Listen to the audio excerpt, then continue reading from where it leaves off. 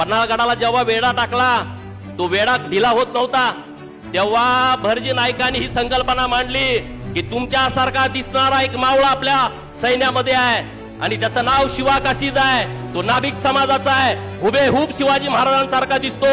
आपण असं वातावरण करू, छत्रपती शिवाजी महाराज आता तुम्हाला शरण येत आहेत, तुम्हाला भेटायला येत आहेत, तुमच्याशी तह करायला येत आहेत, आता मराठे मागे घेत आहेत. असं वातावरण तयार केल्यानंतर शत्रू गोटामध्ये आनंद पसरला, लोक ढिली पडली.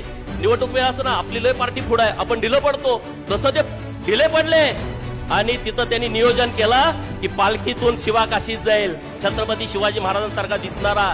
अरे पालखीत बसला, महाराजांची शिवा काशीदाची भेट झाली, महाराजांनी त्याला सांगितलं असं असं करायचं आहे. तो शिवा काशीत काय म्हणतोय, होय महाराज, छत्रपती शिवाजी महाराज म्हणून मी जन्माला आलो नाही, पण छत्रपती शिवाजी महाराज म्हणून मला मृत्यू येतोय, हे माझ्या आयुष्याचं मी भाग्य समजतो. त्याला माहित आहे खाली गेल्यानंतर त्याचा गळा कापला जाणार आहे.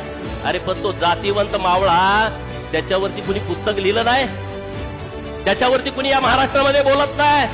भटजी नाईकांच्या वरती कुठलं पुस्तक नाही, पिक्चर येत नाही, बिग बजेट चित्रपट येत नाही. का या महाराष्ट्रातले जे इतिहास तज्ञ आहेत या विषयावरती का नाहीत बोलत? बोलायला पाहिजे, लिहायला पाहिजे.